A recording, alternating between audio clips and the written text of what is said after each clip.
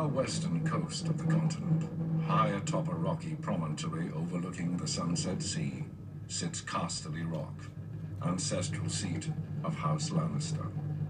Below it lies Lannisport, one of the great cities of Westeros, a center for trade, culture, and the great Lannister fleet.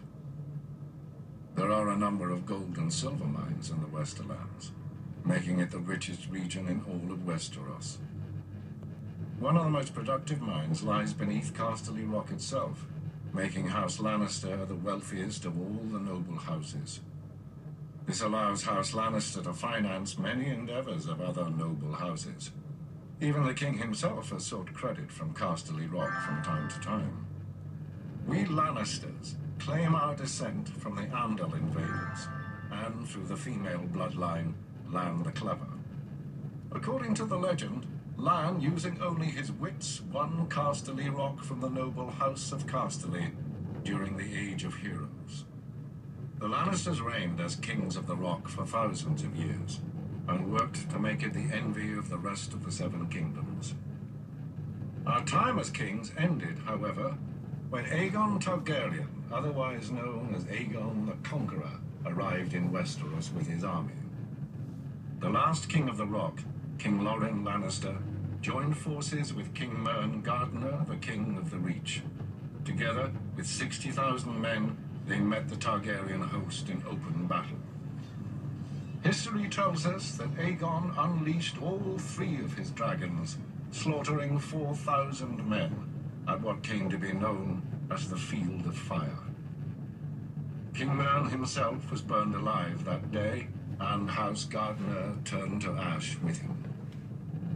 Seeing both the threat and opportunity the Targaryens represented, Loren wisely surrendered and aided Aegon in his further conquest of Westeros. The Lannisters were thus appointed Lords Paramount of the Westerlands and Wardens of the West, titles we hold to this day. Let us be clear, though, it is neither luck nor royal favor that makes our house prosperous. There have been times in our history where some have thought us weak, lazy, or opulent.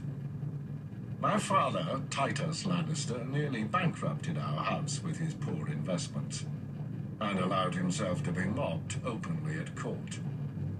When our vassal, the Rains of Castamere, dared to rise up against the Lannisters, they learned how dangerous it can be to taunt a lion.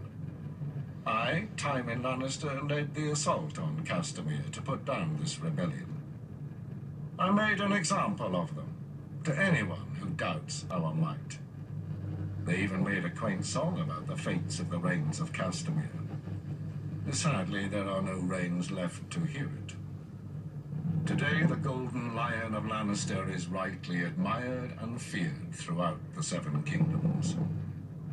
Our words are, "Hear me roar."